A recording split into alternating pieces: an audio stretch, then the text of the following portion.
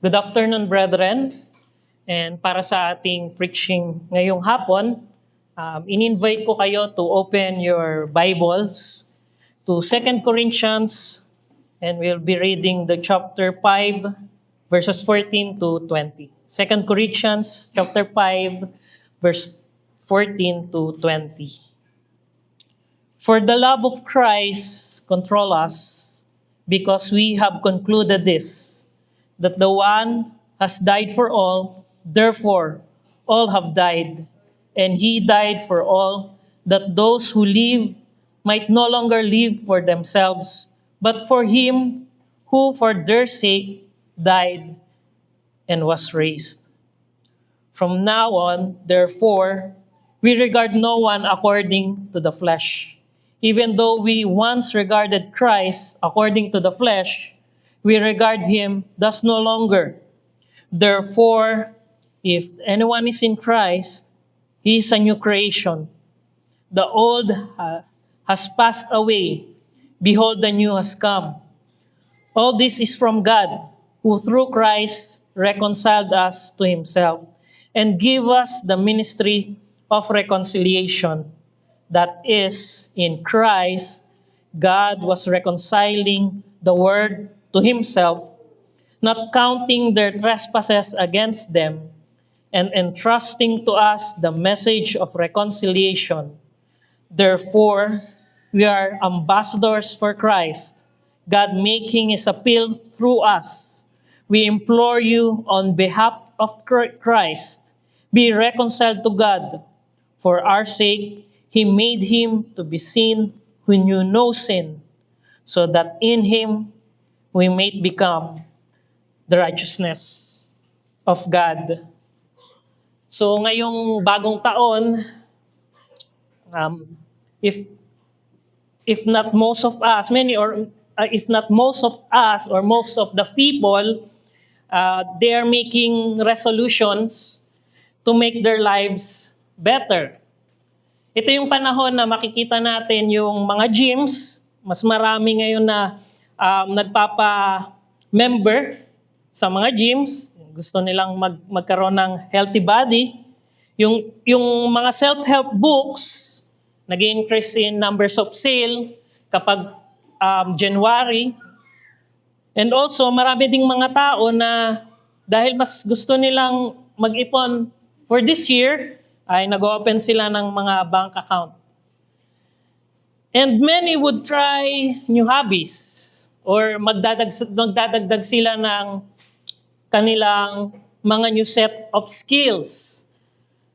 And this is much easier to achieve sa panahon natin ngayon, yung goal na ito, kasi alam naman natin na tayo ay nagtatampisaw na sa lawa ng impormasyon. With just a click of our fingertips, marami na tayong bagay na malalaman through internet.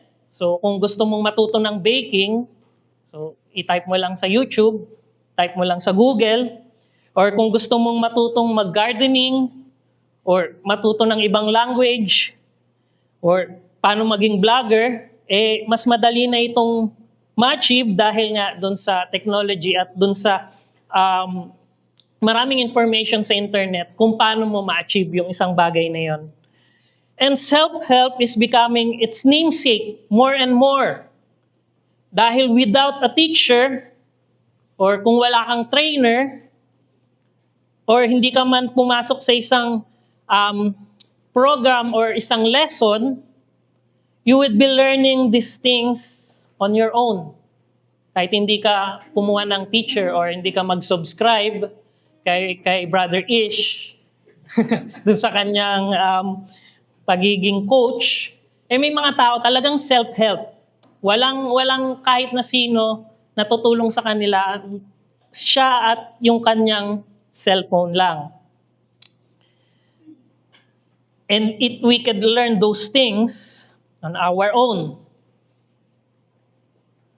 Well, alam natin na these things, binanggit din kanina ni Pastor, in and of themselves, yung pag-improve sa ating sarili, hindi naman sila masama. They are commendable pa nga for for our improvement and our quality of life. But let us be reminded, brethren, that we as people who are in Christ are the only people in this world who could claim that we are a new creation. And for those who are not yet in Christ, wala pa sa kay Kristo, may this preaching be an invitation. It's an invitation to be reconciled to God, be forgiven, and be declared as a new creation. So let's ask God's help. Let's pray. Ama naming Diyos sa langit, maraming salamat po for once again we will hear your word. Sa oras na ito, nawa po kami po ay tulungan nyo na maintindihan why you are making all things new. Hindi sa pamamagitan ng anumang improvement sa sarili namin or innovation ng anumang technology or kung anumang mga bagay ang makakapagpatunay na kami ay posible na maging bago, maging new creation. It's only because we are in Christ, our Savior, the one who will make us new by reconciling us to our God, cleansing our sin, and giving us a new purpose. Kaya nawa po, ikaw po yung magbigay sa amin ng puso na parang isang matabang lupa na tanggapin ng iyong salita and by the work of the Spirit, masunod namin ang iyong mga panukala sa aming buhay.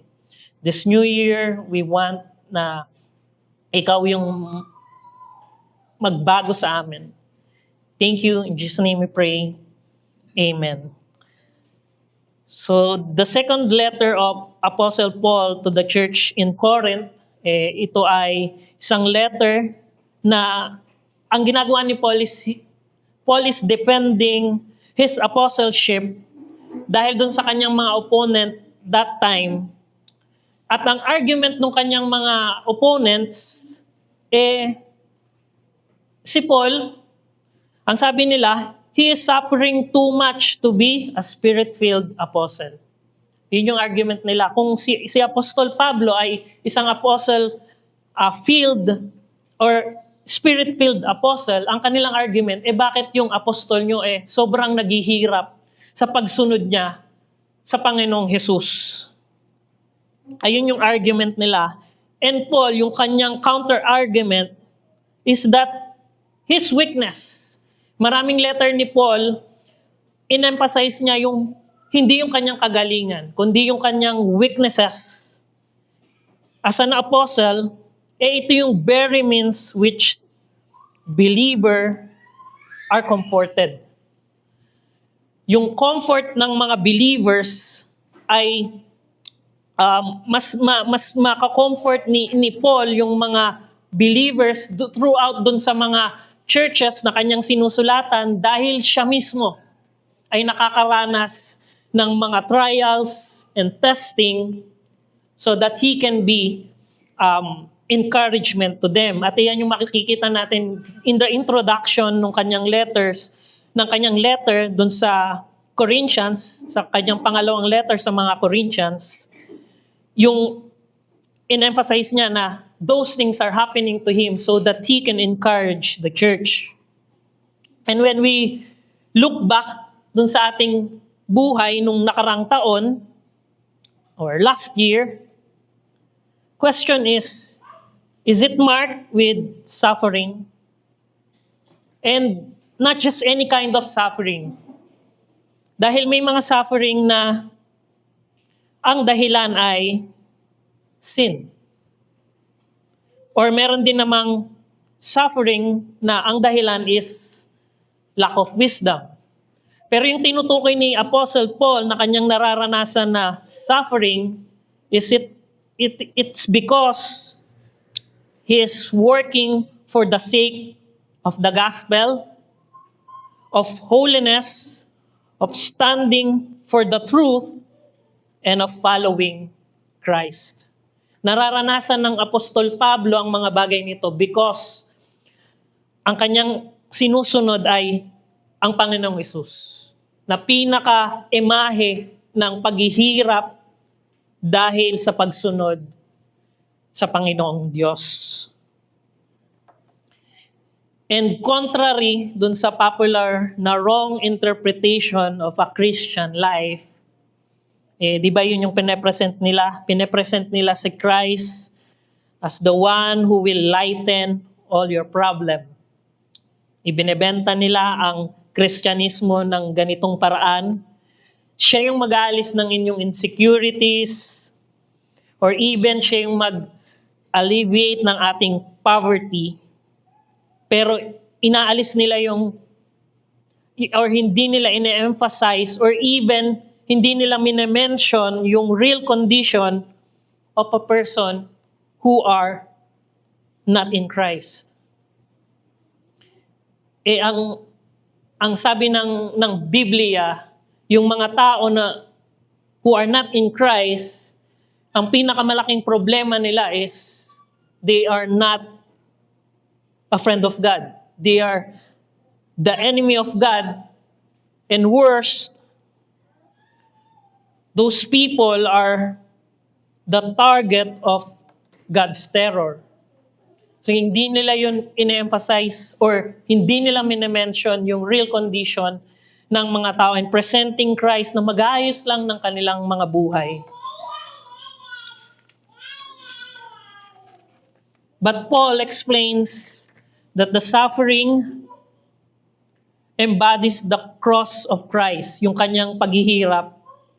While his endurance amidst adversity, yung kanyang endurance amid adversity with thanksgiving and contentment, ayun pa rin yung ginagawa ni Paul kahit naghihirap siya, may pagpapasalamat pa rin siya sa Diyos, siya ay kontento, manifest the resurrection power of the Spirit. This is his new life. Ito ang bagong buhay ni Paul. Is the very means God uses to reveal His glory. Doon sa mga paghihirap na yon ni Apostol Pablo, ayun ang paraan ng Panginoon upang mas lalong tumingkad yung kanyang glory. So makikita natin si Paul na kapag ang nireject nila mismo si Paul, hindi lang mismo si Paul yung nire-reject nila, but they are rejecting the very gospel he preached. And this is why 2 Corinthians, kung mababasa natin siya, is one of the most personal of all Paul's letter. It's filled with deep emotion ni Paul. Just to plead to them, pinipresent niya yung sarili niya, siya ay totoong apostol. Pinipresent niya yung sarili niya na naghihirap siya hindi dahil sa kasalanan, hindi dahil sa kung anumang mga bagay. His suffering is because of following Christ and for righteousness. So that is why lagi natin sinasabi, a church must be an apostolic church, or it's yung kanyang teaching is apostolic since they are the very representative. Sabi niya nga dito, siya ay ambassador of God to proclaim His truth to His church.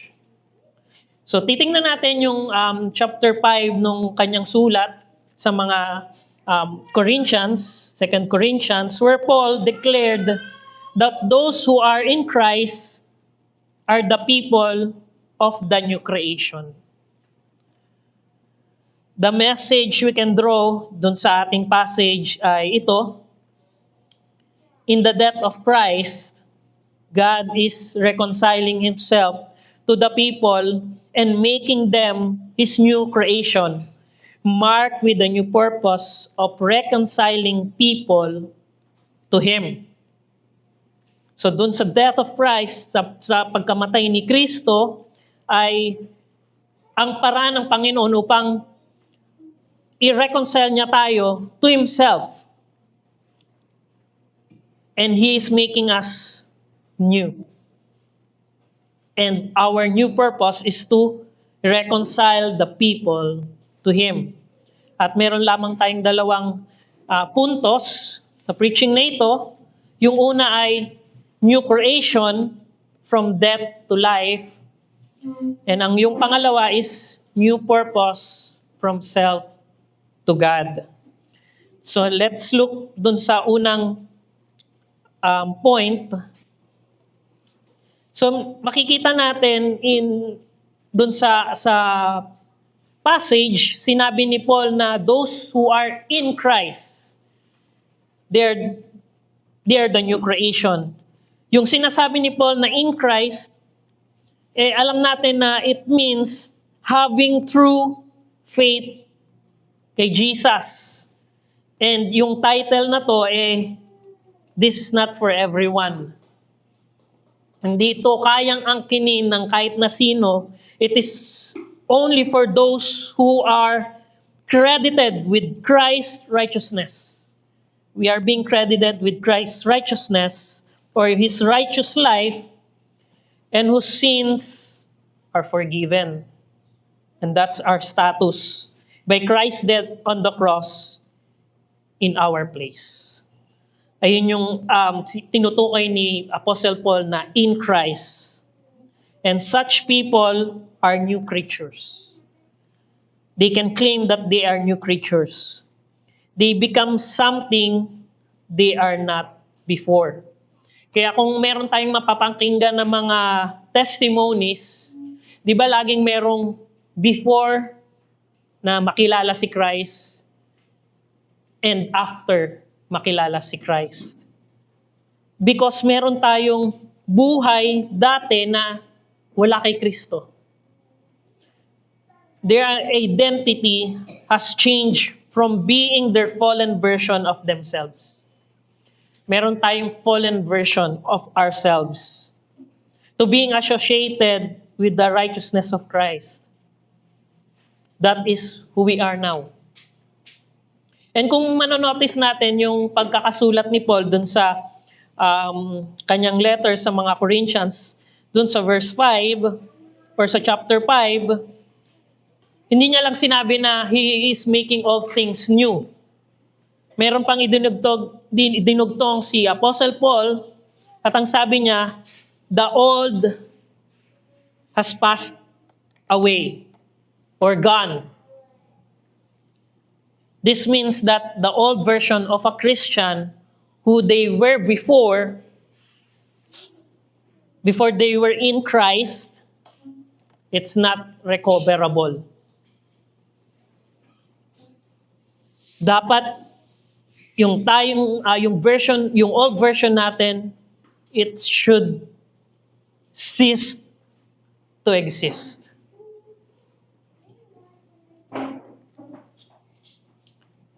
Makikita natin yun dahil merong terminology sa Bible yung sinasabing dead in sin. That is our condition. Dead in sin. Pero meron din, papalitan lang natin yung isang word doon, yung preposition na in,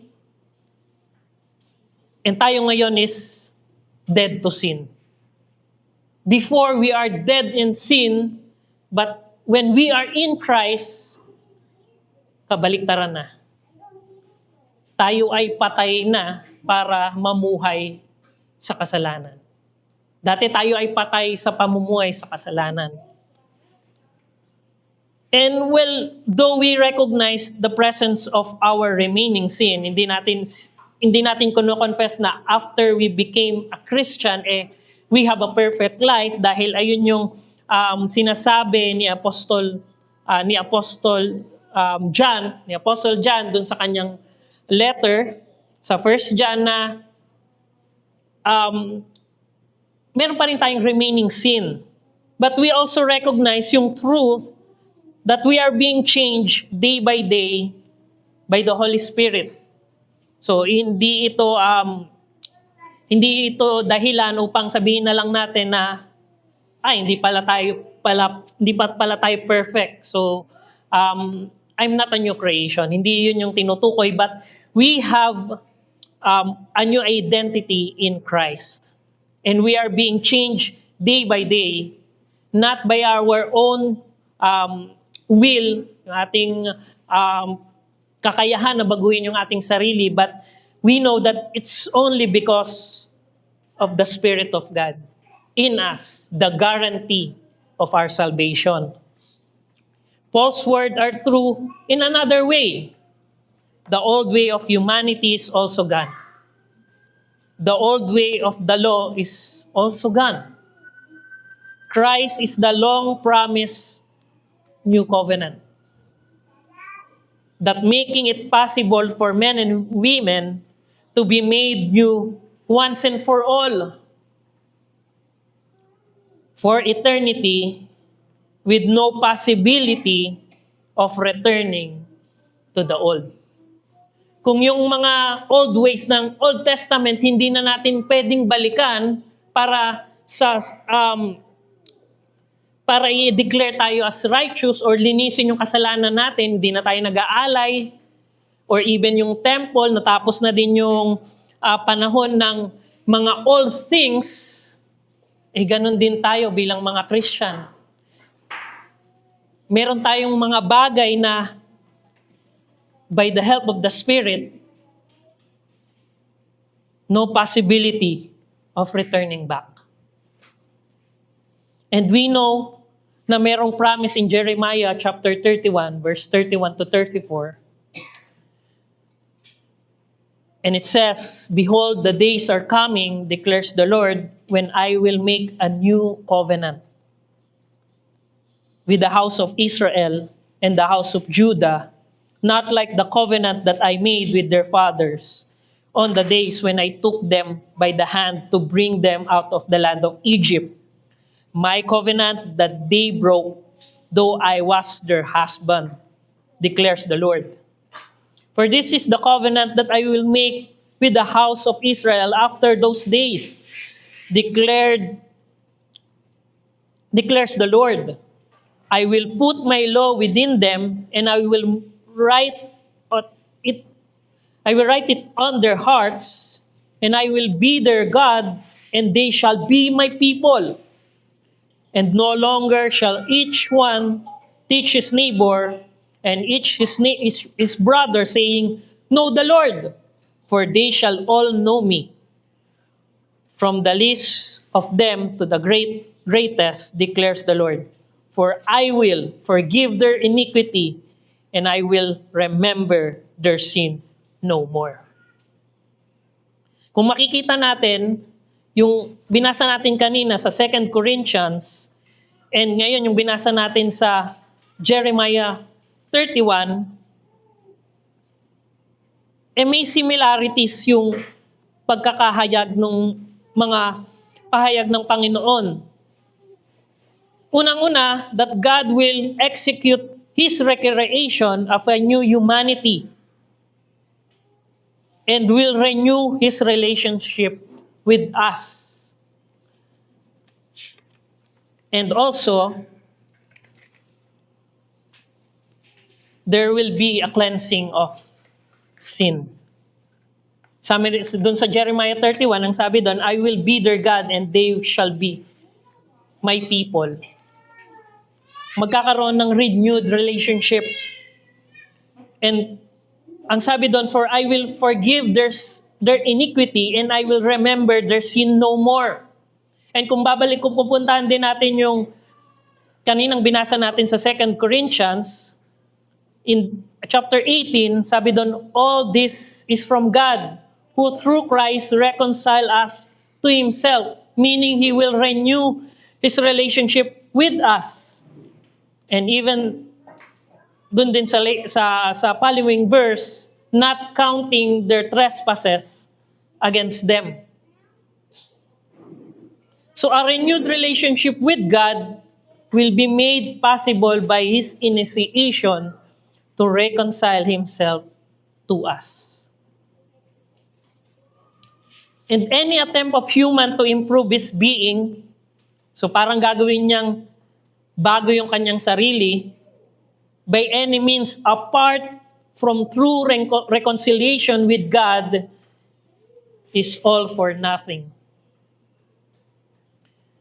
That is the way of man. Ayun yung ginagawa niya. That is what he's trying to do. Man is fixing itself by taking God out of the picture. Kaya nating improve yung sarili natin, kaya nating mag-innovate without any thought na kailangan nating ma-reconcile sa Panginoon. That this is the condition we are all in. Yung condition na to, matagal na tong diniagnosed ni Prophet Isaiah. Sabi niya, babasahin ko to sa NIV version, the heart is deceitful above all things and beyond cure. Who can understand it? Yung heart natin, ang kanyang kondisyon, ito ay deceived. It is believing the lies that it can, self-medicate. Ganon ang ginagawa ng puso ng isang tao na wala sa Panginoon.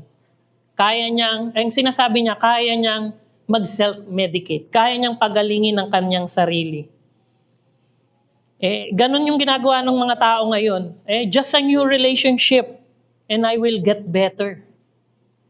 Just a new things or a new thing to add to my possessions, and it will stop one thing. It will be satisfied. Just an elevated reputation, and it will be secured. Ganun niya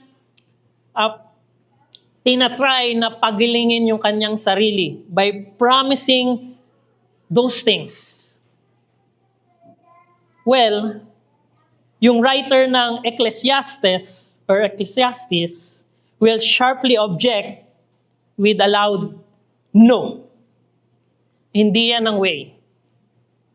We know kung sino ang writer ng Ecclesiastes. Lahat ng bagay nakuha niya. 700 wives and 300 concubine. 1,000 women in all in all.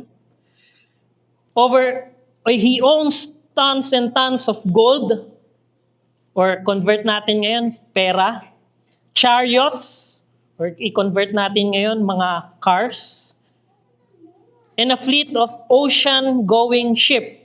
So meron din siyang yate, or meron siyang mga warship.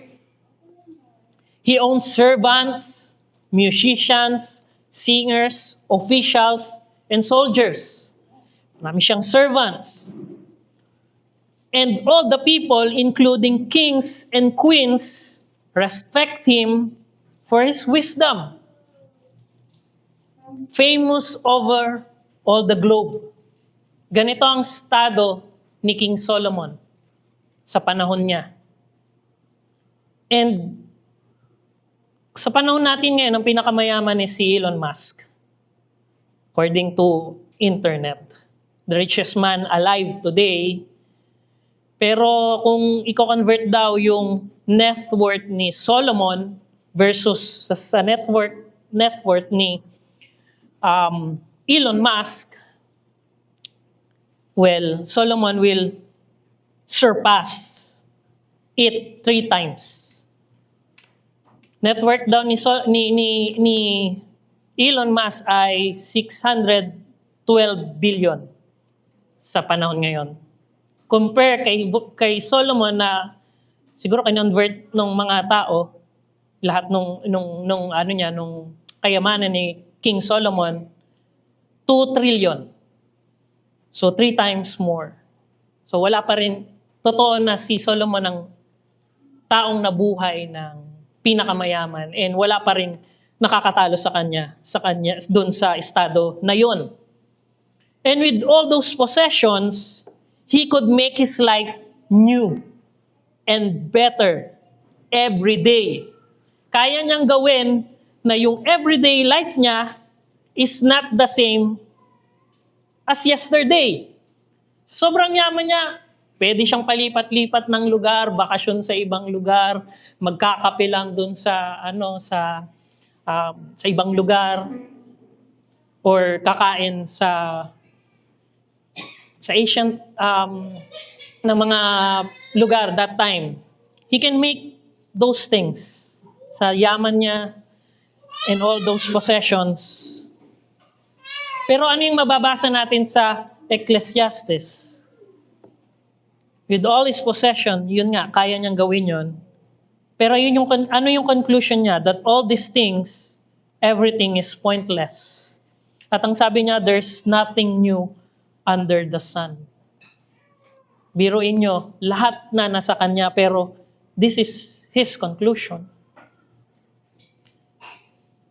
Pero alam natin na to be a new creation, God intends us to be, the old should first be done away.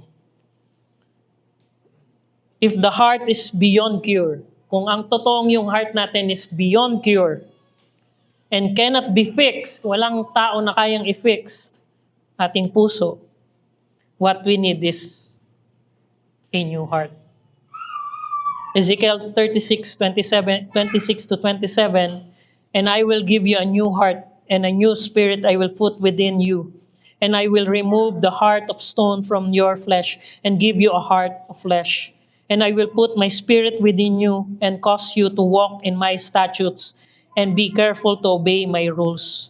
You shall dwell in the land that I give you to your fathers, and you shall be my people, and I will be your God. The same thing na sinabi niya doon sa Jeremiah. And I will deliver you from all your uncleanliness. The same thing, the same pattern.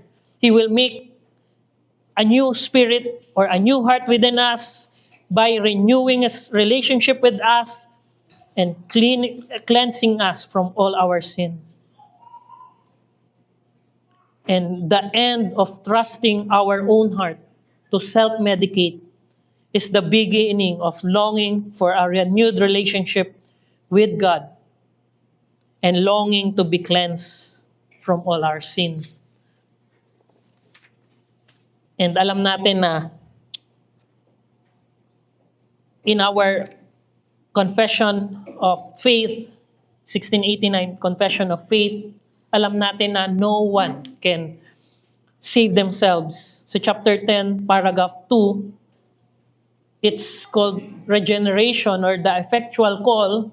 This effectual call is of God's free and special grace alone, not from everything at all foreseen in man, not from any power or agency in the creatures, or in the creature, being wholly passive therein, being dead in sin and trespasses, until being quickened and renewed by the Holy Spirit, he is thereby enabled to answer this call and to embrace the grace offered and conveyed in it, and that by no less power than that which raised up Christ from the dead.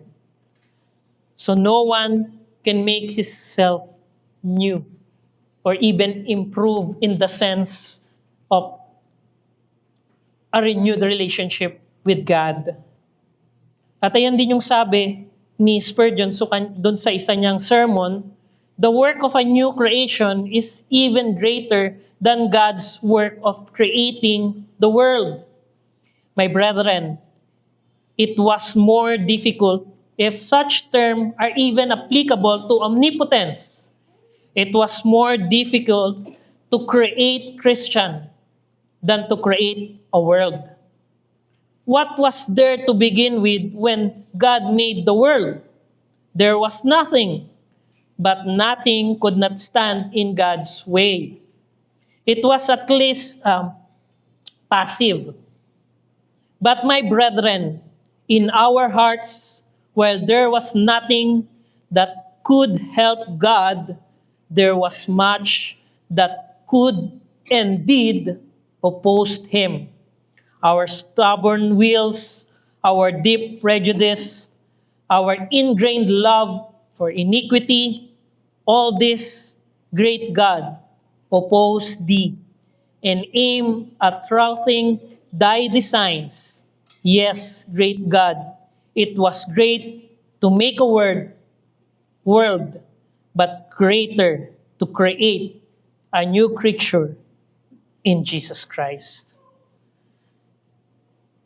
This is who we are in Christ, a new creature, and now with a new purpose. And our second point, new purpose from self to God. The status of a new creature or creation comes with a new resolution. Kung tayo ay new creation na, then we have a new purpose. That is the proclamation of the message of reconciliation. If we are really reconciled with our God, now our calling to other people is like what Paul says in our text. He plead to us to be reconciled with God. When we became dead to sin, just like the symbolism of our baptism, tayo ay nilubog, and after that tayo inahon to symbolize death in sin and a new life in Christ. We now live our new life, our new lives, not to ourselves. Hindi na tayo mamumuhay sa ating mga sarili, but to our God. Ang buhay natin ay para na sa Diyos na nagbigay sa atin ng panibagong buhay. Nabasa natin kanina, no one has died for all, therefore all have died. And He died for all, that those who live might no longer live for themselves, but for Him who for their sake died and was raised. God initiated this ministry. Walang sino man sa atin ang unang nagtangka na makipagkasundo sa Diyos.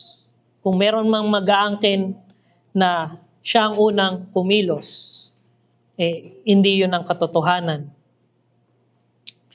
Even though sino ang innocent party dun sa estrangement ng relationship na yun, dun sa separated relationship na yun, it's not us.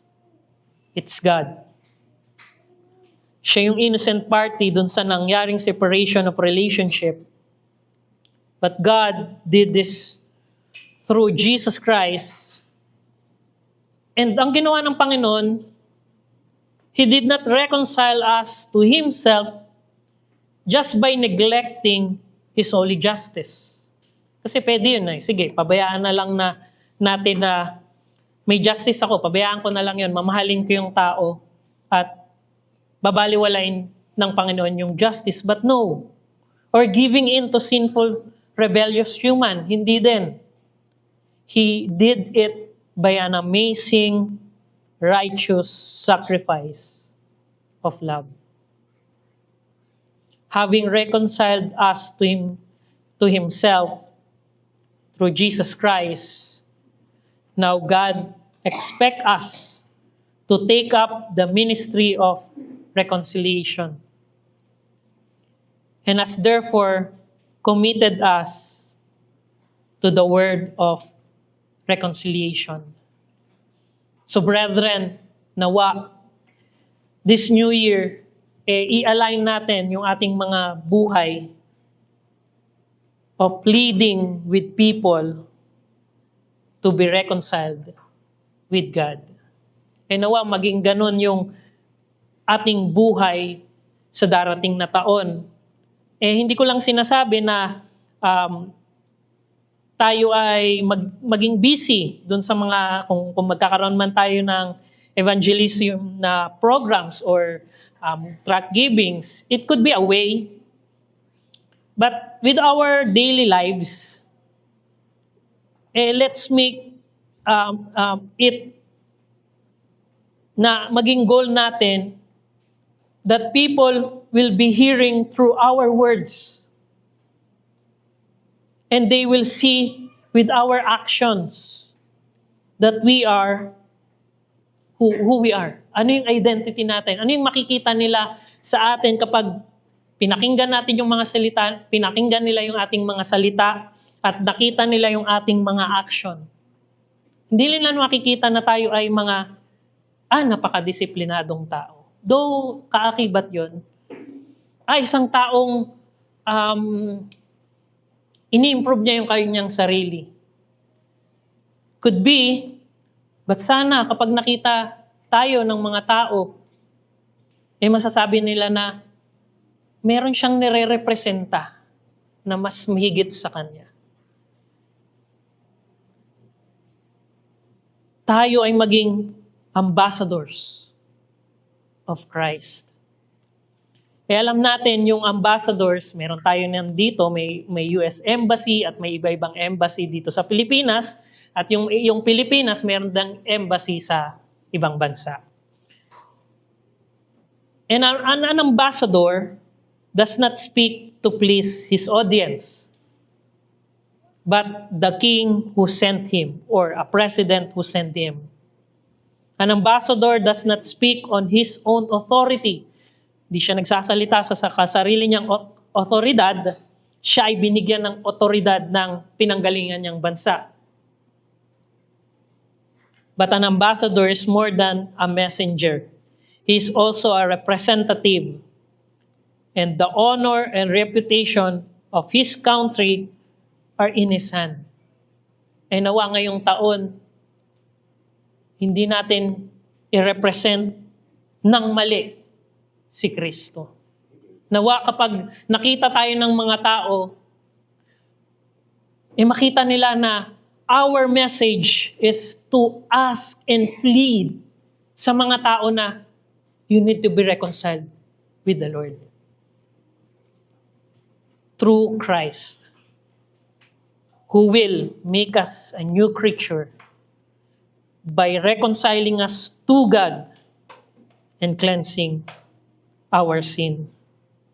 And as a way of challenge, unang-una na for those who are not yet in Christ, your quest to fix yourself, making yourself new, is a never-ending pursuit. Hindi matatapos na baguhin natin yung sarili natin apart na ang dapat mangyari sa atin ay ma-reconcile sa ating Panginoon. The only way for you to be a new creation is through a renewed relationship with God. That's the only way. That's the only way that a person will become a new creation. And by the cleansing of your sin, by the sacrifice of Christ on the cross. Kaya kung sino man yung nandito ngayon sa aming kalagitnaan, na wala ka pa, hindi mo pwedeng angkinin yung salitang, I am in Christ and I am a new creation. Kami ay bilang isang church, nananawagan sa iyo na ang dapat mangyari sa mga taong gustong mabago ang sarili ay ma-reconcile sa Panginoon. You are not a friend of God. You are an enemy of God. Ikaw yung target ng terror of the Lord. But right now, the day is the day of salvation. Christ is the only way for you to be saved. By believing in Him, trusting in His perfect work, admitting that you cannot save yourself. That is the only way. And for those who are already in Christ, our new identity has its new purpose.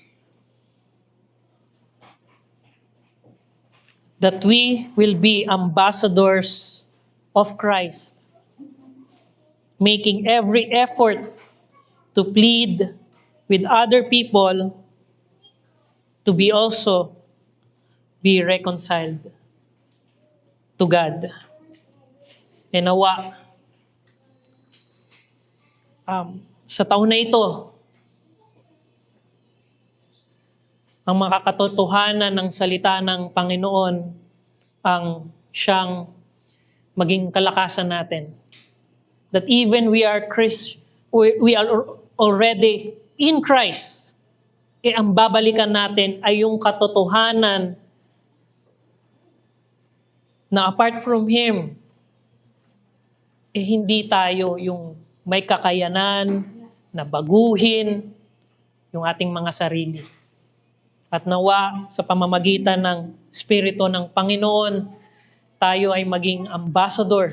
I-align natin yung buhay natin on how our friends, family, co-workers, or yung sa mga estudyante, yung mga classmates, teachers, paano nila makikita na you are representing not yourself, but you are representing the one who make you new, who renew a right relationship with you, and also the one who cleanse you from all your sin. And it is God through Christ's sacrifice on the cross. Let's pray. Ama naming Diyos, maraming salamat po na Ikaw yung Panginoon who initiated to be reconciled to us. Pero you don't neglect that you are the God who will, hindi ikaw yung Diyos na tatalikod sa iyong holy justice. So what will be the way for a sinful man be reconciled to a holy God? But you make a way through the sacrifice of your Son, Jesus Christ, who willingly died on the cross, who knew no sin, became sin for us, so that in Him we will become not just righteous, but righteousness, but not just righteousness, but the highest righteousness. It's the righteousness of God. We don't deserve the title. We don't deserve all these things, that we are the righteousness of God, that we are a new creation. But because of Christ's sacrifice, we are in Christ. Kaya nawa po, doon pa sa mga hindi pa in Christ, it's an invitation for them na hindi na sila umasa sa kanilang mga sarili. At ang pag-improve nila sa kanilang sarili apart from the right relationship with the Lord is an never-ending pursuit ng pagiging maligaya, ng pagiging kontento. And for those who are already in Christ, nawa ito ay maging challenge for us na i-represent ng tama ang aming King at maging intentional kami sa mga tao. We will be thinking, paano ko marirepresent ang aking hari sa harap ng aking pamilya, sa harap ng aking mga katrabaho, sa harap ng aking mga kaibigan, aking mga kaklase o aking mga teacher. We'll pray na ito ay mangyari sa aming buhay by the help of the Holy Spirit in us, the guarantee of our salvation. Ito po ang aming dalangin sa pangalan ng aming Panginoong Yesus. Amen. And as a response,